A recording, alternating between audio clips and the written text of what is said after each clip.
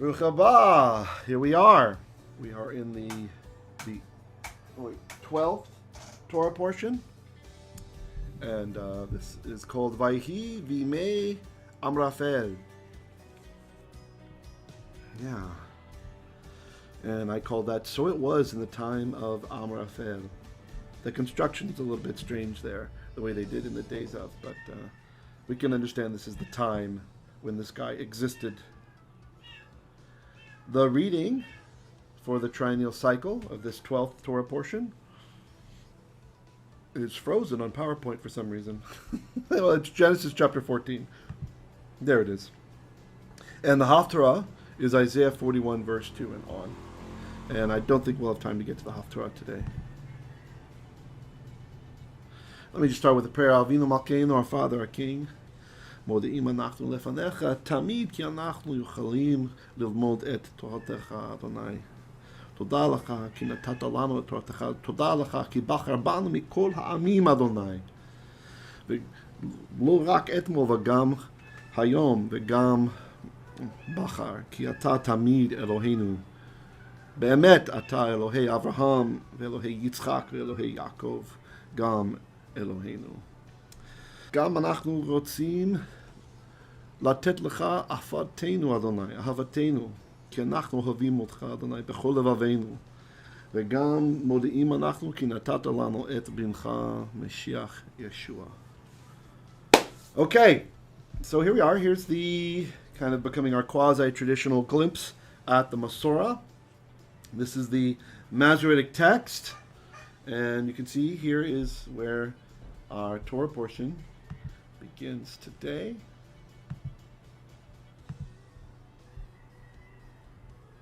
Vayhi bimei Amraphel, melech Shin'ah. Okay, and then we go on and on and on and on. Arioch, king of Elasar, etc., etc., etc. And here we have our little samech marking the sedra, that it's an important sedra, meaning a Torah portion, with the weird sideways comments thing. Interesting. I don't know if Yehoshua is in here right now. Look at this little mark here, the hay with the dot on it. Doesn't that look like a Syriac letter? the kind of elongated hay? Interesting.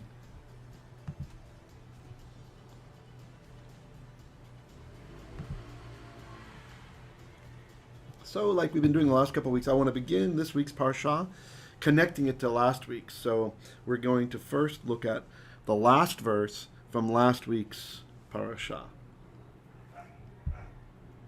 So it says in Genesis chapter 13, verse 18, the Hebrew says, "Vayehal Avram, vayavo vayeshiv be'elonei Mamre, asher bechevron, vayiven sham mizbeach ladonai."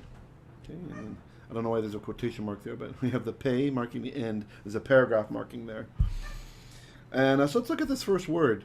So then, this verb, it's related to the noun ohel, which is a tent, like the ohel moed, the tent of meeting, but it's in a verb form, which is quite interesting. And this can mean a couple of things. Sforno comments that v'yohel Avram, an expression denoting the encamping, erecting one's many tents. So Sforno is giving us this perspective that it's got this idea. When I read through this, I just translate it as he set up camp, right? Like it's the first phase of establishing kind of a quasi-permanent domain, right? To put the stakes in the ground. It would be the opposite of nasa, right? Traveling, which comes from the meaning to pull up tent stakes, right? To pull up stakes, right? So our ancestors were a nomadic people, right? Clearly, Avram's been traveling. At least he started the nomadic tradition. And and I was discussing this last night with Vicky and Dr. De Vera. We were chatting about it after the premiere.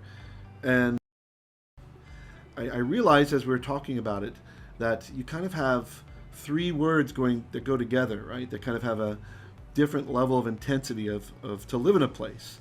So, the first one, maybe I'll write it on the screen here. One pen. There we go, okay. So if we have this verb, ahal.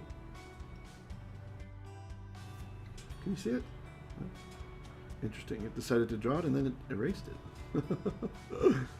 I don't want that there. So you kind of have like ahal being the least permanent, right? You're just putting down tent stakes, right? And then next we might have gul, to sojourn, right? To sojourn.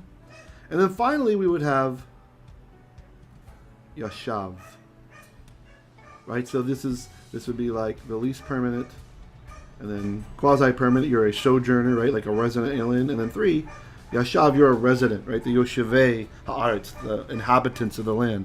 They inhabit the land. Oh, okay. Wow, sorry about the sounds. I don't know. Must be an internet issue by me. Sorry about that, guys. You'll have to check out the premiere later to get what you missed. So you kind of have these 3 different Hebrew words, it seems to me, relating differences in the permanence of stay. But here what's interesting is he put down his tent stakes.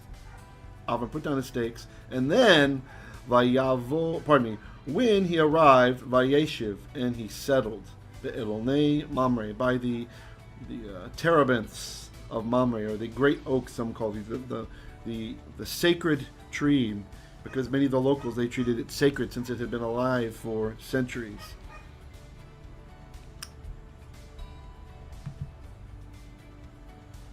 So regarding this full phrase here, the ahal Avram vayavo vayeshiv, Avram pitched his tent and arrived and settled. Chizkuni comments that actually we would have expected the Torah to write the following sequence: Vayavo Avram, when Avram arrived, and Avram arrived. Vayehal, careful, someone's microphone is on. Vayeshiv. Then he put down his stakes, right? He put down his tents, his encampments, and dwelled. Okay, or settled, as it's translated here. We learn from the inverted sequence that the meaning of the word Vayehal here cannot be the usual meaning, i.e. he pitched his tent. Here it means that he folded his tent. This is quite interesting, Chizkuni's take. There are many words in the Holy Tongue that have 2 different meanings, and this I've been talking to you guys about quite a bit, especially the Hebrew class, depending on the context in which they appear. The second meaning may be the opposite of the usual one, and Chizkuni goes on to give some examples from the Exodus, but I didn't want to bore the daylights out of anyone who's not interested in that, so you can look it up yourself if you like. By the terebinths of Mamre. So let's look at this. So the modern Jewish scholar Sarna writes that the terebinths, according to Josephus, a very ancient tree just northwest of Hebron, was famous in Second Temple times. And here's the reference to Josephus' works: Wars of the Jews and Antiquities. And throughout the Middle Ages, the oak of Abraham was held in great veneration and was the subject of popular veneration. So, popular legend. So, Josephus, Sarna's adding on Josephus' comments, saying that there's this tree that seems to have survived even into the Middle Ages, and they made it into kind of like a shrine sort of thing, like remembering Abraham's travels there in the land of Israel. Okay. Mamre, according to Rashi says this is the name of a man. One thing that I like about this, which is very interesting, I think I commented on this in my book, but I'm not sure. The consonantal text here, Mamre, this is this can be a defective spelling of Aramaic memra, right, which is the word, right? Usually we'd have a yod in there after the mem in the Aramaic. So it's kind of interesting too that we have all the foreshadowing that happens with Avram and being the father of many nations, etc. Of course, signaling not only his actual physical descendants, but also those whom would be adopted into Israel through the Messiah, Yeshua, could be quite significant. So there might be some connection there between the name Mamre and memra, right? The memra, the word. That the word, the Son of God, would be the one who would make it possible for the nations to be grafted in without the tedious 1 to 3 year studying of Torah before the initial graft, right? They could get their citizenship immediately and then the grafting rather than the reverse. Right.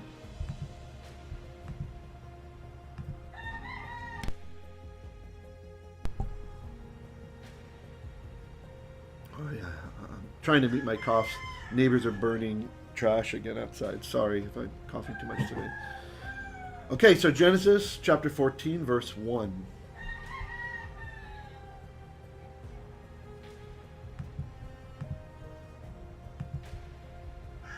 Vayhi bimei Amraphel, melech Shinar, Arioch melech Elasar, Kedor laomer melech Elam, Tid'al melech Goyim.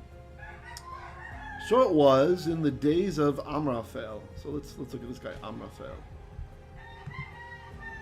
Rashi comments from the Talmud Tractate Eruvin. He says that Amraphel, he is identical with Nimrod, who said he said to Avraham, plunge, pool, into the fiery furnace.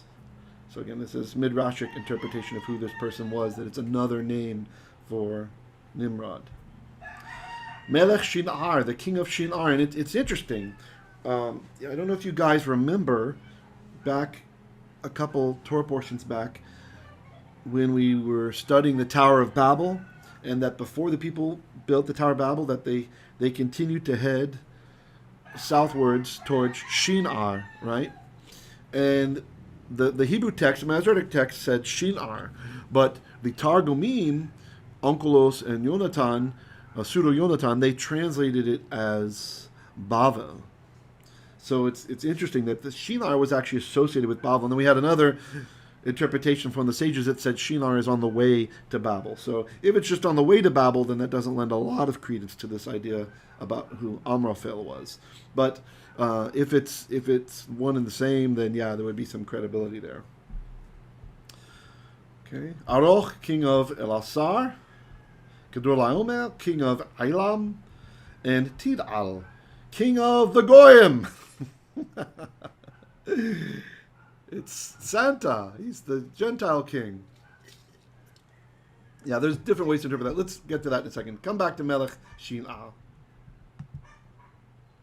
So Kimchi comments that now, when King Amraphel, this line here, the verse is kind of weird, okay, because there's no verb here. I mean, there's the haya, right? But this is just introducing it's like a literary device, right? So it says, then there was these kings, and that's it. Look, that's it. There's the sof pasuk. That's the end of the verse, right? So it's kind of a strange way to divide a verse. But anyway, so Kimchi says the reason this story is in the Torah is to record what Abram trusted God enough, that he trusted God enough to pursue these four kings with so few men, and to inform us that one should put oneself in danger, if necessary, to save one's relatives. This is just as our father Avraham did. And what Kimchi's getting at here, he's not exactly spelling it out, but he's getting onto what we've talked about for the topic of chesed, right? Chesed of, many chesed can be translated in different ways. So let me write here, chesed. The Dalet erased itself. Look at that. Chesed, right? So the chesed, some say faith, some say loving kindness. Really the point we've been leaning on, the nuance that seems to come out the most across Scripture, from the Torah all the way to the apostolic writings and even into extra biblical accounts, Enoch and such. This concept of chesed is one of clan loyalty, right? So family by extension could be other Jews or other grafted in citizens of Israel, B'nai Yisrael, children of Israel, that we should be willing to put our lives at risk to save one of them. Of course, a close relative, there's no question. So in this case, he's saving his nephew. Okay, now let's come back to our king of the Goyim, king of the Gentiles. King of nations would be how that would have been perceived back then. So Ibn Ezra comments that King Tid'al of Goyim, that Goyim must be the name of a country, like Elam. Otherwise, this would have to mean King Tid'al of nations unnamed. Different ones than Shinar and the others named previously. And some of the other commentators, I didn't want to flood the screen with all of them, but some of the other commentators, they do say that this was a confederacy of nations, or some say that these were various people from different ethnic groups that came together, and they told Tid'al to reign over them, right? Like he had done something for them previously. And they said, hey, you reign over us. So that's why instead of being king of a certain region or king of a certain people, He's king of nations, right? That you have these, or king of this. I didn't check, but in this would probably be the ethnos, right? King of the ethnics, right? Something like that. That's usually how goyim gets translated into Greek.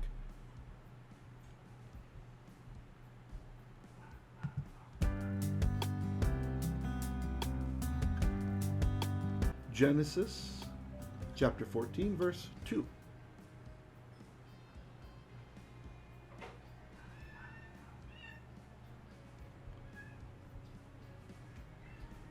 Asu milchama et berah. So here we finally get our verb. Made war with berah. Melech Sedom, king of Sodom. Vet Birsha, king of Birsha. Melech Amora, king of Gemora.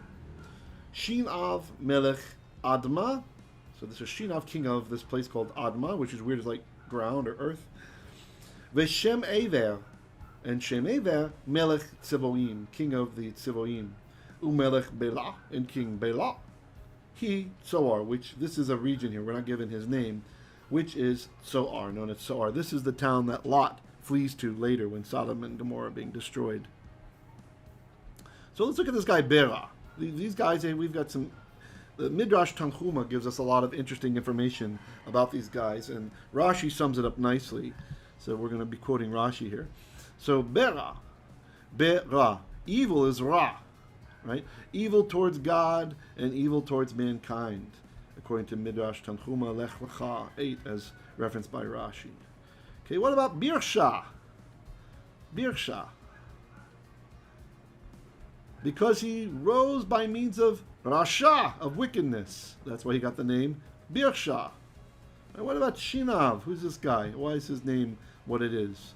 Again, the Midrash tells us he hated Sarna, so you see that in his name? Sarna, his father, Av, in heaven. So, in other words, he hated God. Next is Shem Ever. Shem Ever. He set his wings, Sham Avar, to fly. So again, we're changing the vowels. Flapping them to rebel against the Holy One. Blessed be he. And finally, Belah. Belah. What is this region? What's about this place? Belah is the name of the king's city. Belah. But the king's own name is not mentioned here, interestingly. And then to confirm, or at least give another opinion what Rashi's claiming from the Midrash here, I wanted to go ahead and show you how Targum Onqelos translates this verse. So this is from the Aramaic Targum Onqelos, and he says, made war with Bera, whose deeds were evil, king of Sodom, and with Birsha, whose deeds were with the wicked. So this is his translation. King of Amora, Shinav, who hated his father, king of Adma, and Shemebal, who had corrupted himself with fornication. King of Tzivoim, and the king of the city which consumed. So he adds one more here than we get from Rashi, from the Midrash. Belah. So this verb here, bala, bala means to swallow, right? To swallow. So that's why he's getting this, who consumed the dwellers thereof. The idea meaning with sins that would cast them down to Sheol. So that's very interesting. We have a nice confirmation there from the Targum. So someone's saying no sound still. Let me see. I really hope. I'm not showing any kind of sound errors on my end. So I don't know. I'm just going to continue on, huh?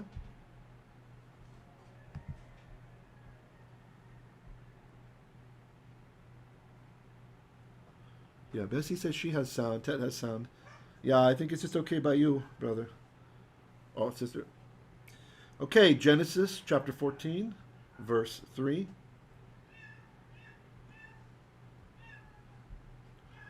Kol ele chaveru el aimek hasadim hu yam hamelach. All of these. This is an interesting choice for the verb here. So this verb chaval, this can mean a lot of things. So you can, for example, you can join ropes together with this verb, right? It means to join ropes together, like to tie. And this is actually where we get the word chaver. Chaver, a friend, right? A friend or an ally, a chaver. Today, like shalom chaver, right? The famous saying from Yitzhak Rabin before he was assassinated to American president at the time. So Chavaru is used interestingly here, and some interpreters, they interpret it differently. Some say these guys gathered, some say they formed an alliance. So let's look at a comment here from a modern Jewish scholar, Sarna. So Sarna translates as joined forces. Hebrew Chavru, a unique usage apparently meaning to unite or make an alliance. Some suggest that this is why we have the name Chevron, right? A lot of times in Hebrew, when you take a verb, you can put a nun at the end to make it like a diminutive, and that can be like a thing or a place, right? So Chevron, this was the city of David, right? That this would be the place where people had chavered, right? They had united. They laid down their hostilities. And then Sarna continues, in the face of the common threat, the rebellious cities formed a pentopolis, or a 5-city confederacy. El Aimek Hasadim. So on the face value, this looks like towards the valley, or the vale, some might interpret that, of Sidim. But El here can actually function a little bit differently. It can function sometimes, very rarely, as a bait, like meaning in. And this is what Kimchi is going to explain. So he explains that El Aimek, this means the same as Be Aimek, in the valley of. We have a similar construction where the El substitutes for the prefix beit in Exodus 25:22. Ve'el ha'aron titen et ha'edut. And into the ark you shall set, or give place, the testimonies, meaning the 2 tablets, right? Not towards the ark, right? That's a little bit strange, because we know they were inside the ark. So that's nice. We know Scripture interprets Scripture, so Kimchi is demonstrating this process. That it's not just looking at a dictionary, it's understanding the swath of Scripture that we have, how words are used. Now there's a couple of things to say about this Hasidim. Speiser comments that the valley of Sidim, apparently the authentic name of the area at the southern end of the Dead Sea, which was later submerged. So the idea is that in that time, we did not have the full Dead Sea that we have today, the Yam HaMelach, the Sea of Salt is what it's called in Hebrew, right? And it is the saltiest body of water on the earth. And that part of it, that the rocks had not given way or something, right? Until later they gave way and the sea spread, and that whole valley, this Aimek Hasadim became submerged. Rashi comments that there are many midrashic explanations of this name, Hu Yam HaMelach, the same as the salt sea. After some time, the sea flowed into it, the vale, this is the Aimek, the valley, and thus the salt sea came into existence. The midrashic explanation states that the rocks that surrounded it had cracked, and streams thus flowed into it. This is Midrash Genesis Rabbah Bereshit Rabbah 42:5, being referenced by Rashi. Right, there's some storms happening, right? So people may be having interference. It's okay, you can keep writing to me if you have issues hearing, so I can be sure. Because when you do that, I have a little indicator that says if I'm having audio issues with our program. And so I just look up there and it's a green, so that's how I know it should be going out, for me at least. Okay. And then finally, Hu Yam HaMelach, it is the Sea of Salt, or the Dead Sea, as we call it in English. Sarna further comments that the Dead Sea, the Hebrew name Salt Sea, and the waters register the highest salt content of any body of water in the world. An average of 32% as opposed to 3% average salinity of the oceans. And I think what happened was, it was salty already, but then later on, when Sodom gets basically turned into salt, right? I mean, destroyed and turned into salt, I think the rainwaters later washed a lot of that salt down. Because remember, the Dead Sea is the lowest elevation on the earth, right? So if you're just in the vicinity and there's enough water, it's going to wash things down there. So I think probably it became saltier. Even though it expanded, it became saltier because basically the salt from the resultant destruction of Sodom ends up in that body of water. Shabbat Shalom Achi, fellow who wrote me in private.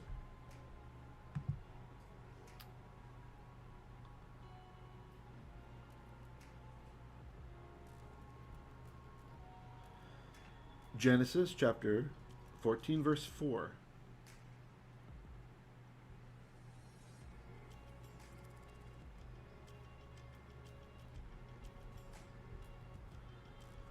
12 shana avadu et kedol haomer. So 12 year, literally is what it says. 12 shana, year, avadu, they served kedol haomer. Ushalosh 13 shana maradu. But the 13th year they rebelled. They maraded. So let's come back up here looking at these 12 years in which they served. The Talmud comments about this in Tractate Shabbat, page 11, during which they committed their sins was together 26 years.